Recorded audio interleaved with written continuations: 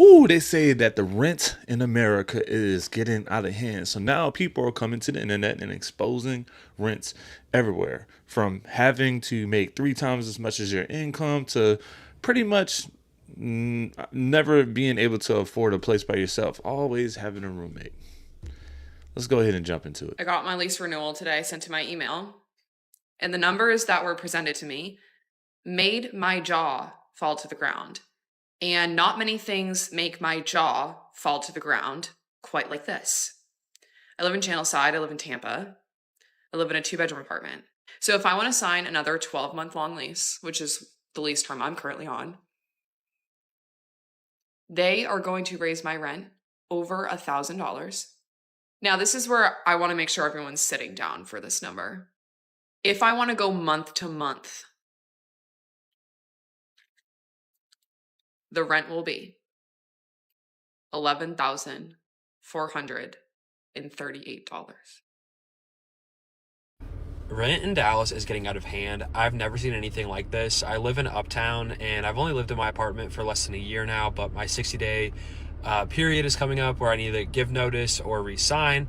So they sent me the renewal letter, and they want to raise my rent from $1,800 a month to $2,200 a month, which is over 20% of an increase, and I feel like that's insane. Of the 5 or 6 apartments I've lived at in Dallas before, they've really never raised it more than like $100 usually, and the most I think was $200, and I got them to meet me in the middle for about $100 of an increase, which is way less on a percentage basis.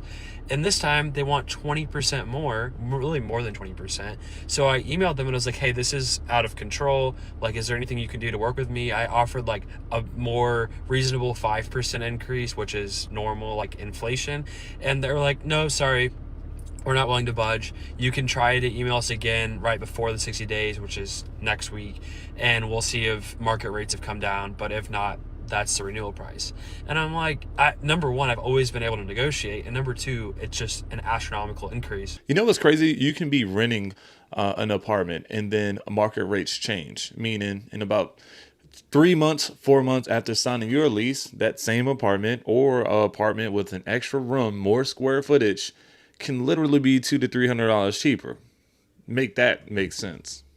This is how much I pay in rent for a 2-bedroom, 2-bath apartment in Southern California. We just moved into this place. It's pretty nice. It's like 1,150 square feet. It's pretty big. I'm like an hour outside of LA. So we were living in Chino Hills before. We moved out of there, upgraded to the 2-bedroom because we have a baby. So for this place, I'm paying $29.30 a month. I've got utilities. I've got like internet fees and stuff. So all in all, basically $2,900 just rent. Everything together, I'm probably at like $3,400 after like electricity, trash, water, sewer, all of it. But it is not cheap to live here in Southern California. Where I live, the average rent for a 1-bedroom apartment is about $1,700. If you were to make enough money to where that $1,700 apartment was 25% of your pay so that you are not house poor, I think the math came out to be that you needed to make like $6,800 a month. And if you follow Dave Ramsey, he says 25% of your take-home pay. So we're not even getting that nitty-gritty about it. But $6,800 a month works out to be $42 an hour. So for a single person to afford to live in a 1-bedroom apartment where I live, and no, it is not in the city of Seattle, you would need to be making $42 an hour to be able to afford that rent comfortably. I don't understand why this is such a hard concept for people to understand, that wages are not livable. Because I'm thinking about how my kids are going to be able to move out in 20 years. How are they going to be able to afford an apartment? If as of right now, a single person would need to make $42 an hour to afford to live solo, minimum wage is $17 an hour. Like, this just isn't working. Maybe it's just Washington, but there isn't anything about our lifestyle that we can cut out to make this any cheaper. I can't move further to the country because they're just as expensive. I'm driving a 16-year-old car. Our mortgage has a 2.9 interest rate from 2021. We don't have PMI. It's a fixer-upper. This lifestyle should not be hard to afford, and I know I'm not the only one. So if you made it this far, I would love to hear what your ideas are and suggestions for us to fix this. Why are apartments $1,800 a month? A 1 apartment is almost $2,000 a month. My mom owned a condo for years. I remember growing up, she used to rent out her condo. It was a 2-bedroom, 2-bathroom on a lake, boat access, for $1,100 a month. $1,100 a month. That's dirt. That's pocket change in this economy. Like, I can't, no wonder. People aren't having kids.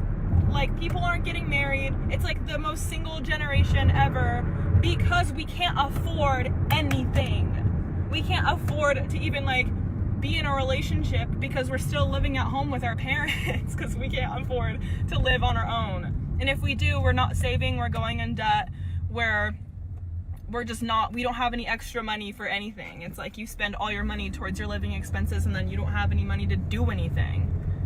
Like, what is happening? Can someone I can tell you right now, down here in the South, you can't afford to live on your own because minimum wage is still pretty low. They're only paying, what, $9 to $10 for a starter job. So if you're maybe, 19 and 20 trying to get your own apartment, you're almost just, like, you can't afford it. What are you doing and what kind of money are you getting at that age? You're supposed to be just starting the workforce. And right now, you're not going to be able to make enough to afford these apartment complexes. And most of them are upscale anyway, meaning that you're going to be finding normal rent prices with a decent apartment. Decent. There's no mid anymore. Like, decent is like above mid, and that's like $1,500, right? You'd be lucky to find the 1,300s, the 1,200s, and those are pretty old. explain to me why renting is so hard in Orange County? I have 4 adults, my brother, his fiance, and me and my fiance, and we're all just trying to look at a house to rent together. We're looking at $5,000 a month. Our credit score is amazing. Mine is 780. My brother's is 820. Like, that's phenomenal. And we're getting denied at every place that we apply because they're saying that there's just stronger applications. I don't know what to do. I don't know why it's so hard. Don't want to live in like the Irvine company because we want like a garage and we want a backyard. And we've been applying for 2 months. Like, it's not like we're dragging our feet. We all work corporate jobs. Like, I'm trying to point out like any kind of yellow flag that I see. I have a dog, but that shouldn't stop me from like finding a place to live. I feel the crash out. Like, I'm gonna crash out. Now, what I'm about to say may piss a lot of landlords off, but I don't really care at all. But I'm gonna read to y'all the qualifications that this person wants for this house. And it ain't an amazing ass house. We're not talking about anything super expensive. The rent, like I said, is $16.95, $40 application fee per adult. They want you to make 3.5 times the rent. Standard, for whatever reason, is 3 times the rent. When majority of Americans don't even make 3 times a $1,600 a month rent. I don't know where people just get up and be like, oh yeah, we're just gonna make this a national standard that people have to make 3 times the rent amount. Majority of people can afford 2 times the rent on a specific basic home like this. But this person is going even further. They don't want you to have 3 times the rent. They want you to have 3.5 times the rent. They want the last 2 years of your W-2s, the last 3 months of your check stub, driver's license or ID, social security card. They want you to make 2 months worth of rent as your security deposit before you even move in, and you have to have a credit score of at least a 670. I'm trying to tell you off the bat, that disqualifies so many people from being able to be in a home that is decent. Let's add that up, why don't we? Off the rip, you have to pay first month's rent, $16.95. You have to pay $40 application fee per adult, and let's just say the standard adult is 2 adults, right? You have to pay, if you have a pet, which majority of people in Houston do have pets, dogs, it's a $250 non-refundable fee per pet. So let's just say you have a pet. We're going to add that up. And then you have to make 2 months of the rent to equal the amount of the security deposit. So that's $16.95 times 2. All right. And on top of that, we're not even talking about your utilities and all the things that you have set up. They want you to have rental insurance before you move in. Standard rental insurance is probably about $25 a month. Let's just say that. Before you can even move into this house, sitting in a savings account somewhere or just idle money, you already got to come off of this amount of money. So let me get this straight. We can't afford rent because rent prices are increasing so much to push us out to buy homes. But the interest rate is so high, you can't buy a home. And also you're not going to get funded for a home because of your debt to income ratio. So then what? And then homelessness or houselessness is becoming criminalized. So then what? I don't understand. To be honest, I really like the idea of building a commune, aside from like the culty aspect of it, but essentially buying land, driving vans, building a tiny houses on it, and everyone shares. We just got everything out from the apartment. I can't believe I'm actually moving back with my parents at the age of 34. Sometimes you have to take a step backwards just to move forward, so that's what I'm doing. And I'm definitely going to miss having my own space for sure. Nothing beats, that's the best feeling in the world, just having your own space. But the only thing I can do from here is just move forward and just try to improve and better myself. I am very grateful to have my family to fall back on during times like these. So I'm very grateful for that. And we'll see where the next journey takes us. He's feeling the heat just like a lot of Americans. Having to move back home to your parents' house. They probably are really good with their mortgage. They're probably having about 10 years to 15 years left on their mortgage, and that's all they need. And you're just going to go in there in your old room. And to be honest, it's stressful, it's demoralizing, all right? But keep working, set up a realistic goal. Sometimes it's going to take some time to get out of that. I know a guy that literally lived with his parents until he was 33. He didn't make phenomenal money. He didn't make phenomenal money. He worked for the local parish and he stayed at home. But in that meantime, he saved up, I think it was almost $40,000 to $60,000 so he can put down on a nice house and get a jump start to everything. And that's just what he did. But it took him up to that age. Whenever I post that I live with my mom, I always get hate comments from people being like, "You're 32 and you live with your mom?" Yeah. And it's the best decision I've ever made. Like, what, you want me to spend $3,000 to go live with a random roommate that I'm worried is going to eat my groceries and not wash her dishes? I think I've cracked the code. Living with your mom's the best. I moved back in with my parents at the age of 32, and I've been here for the last 2 years. And I just want to be real about what that felt like, because it's not easy. I'd been a business owner, I had employees, I had a whole identity built around being the woman who was building something. And then one day, I'm back in my parents' house trying to figure out how to rebuild my life without losing my mind in the process. And the ego hit from that was very real. But here's what I decided. I could do one of two things, and I could scramble to keep up appearances, go get an apartment, act like everything was fine. I could keep spending money that I didn't have just to feel like I was still that girl, or I could be real with myself and make the smart move, even if it was the humble one. And I chose real. Homeless, that is on the topic for That is on the topic. young adults. That is on the topic. We are almost there. We have a week to make $600. Hi, my name's Scott Rogers. I recently got evicted from the place I'd been living for over a decade. I'm working a job that's roughly minimum wage for about 40 hours a week. For the duration I've been staying in this extended stay hotel, I don't know how much longer that'll be possible. Car is having a lot of transmission issues, a lot of internal issues. I'm not even sure I can't afford to take it to a mechanic. It's broke down a couple of times over the last week. Thank God it restarted. I'm making decisions between buying food and finding alternative, when the car breaks down, finding alternative ways to work.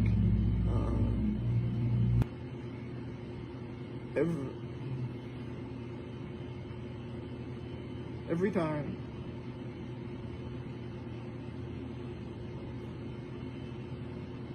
I don't know how long I'll be able to keep this up. I need to have a vent session for a second about the state of affairs in this country. So I have two adult children. One is 18 going on 19 and the other one is 21. My 18-year-old is working currently as an HVAC apprentice and working on getting certified, but he's making $16 an hour, which I live in a like small to mid-sized Missouri town, so that's pretty typical around here. Wages are, low compared to a lot of places, but so is the cost of living. But he would also not like to be living at home with mom forever. He's more of like an independent, autonomous person, so apartment living is not for him at all. He wants a place where he can have his truck and his dirt bikes and be able to work on motors and have the freedom to do what he wants with the place and also be able to have all of his stuff. And at this point, honestly, renting a house would cost more than a mortgage payment anyway, but he's been looking for houses and just trying to figure out what he can afford and what he can do. And like he found this place that was only $125,000, which is like dirt cheap around here. Like that just doesn't exist anymore, but it had no basement. It was on like a slab foundation, I think, and probably needed some work, which he is naturally talented at that stuff. Like he works in HVAC. He's very mechanically inclined. Like he can do this stuff. So he's not afraid of a fixer-upper. Found out that the main reason it was priced so cheap is because it was in a flood zone. So it was a no anyway. But keep in mind, $125,000 house in this economy. And when we looked up to see like if he did like a 5% down payment on this thing with, your insurance and PMI and taxes and everything, his payment would still be $1,100 a month for a like cheap piece of crap house. And just the look of absolute dread on his face when he realized how completely unaffordable and unattainable it is for him to be able to buy a house and live on his own. Now, my oldest son just turned 21. He's been waiting to turn 21 because he wants to get into the cannabis industry. And it's just like the alcohol industry, where if you want to be like a brewer or a bartender, you have to be 21 in order to do it. So this past week, Thursday, he interviewed for a job with a grower. And just a couple of days ago, he was offered the position and officially accepted it.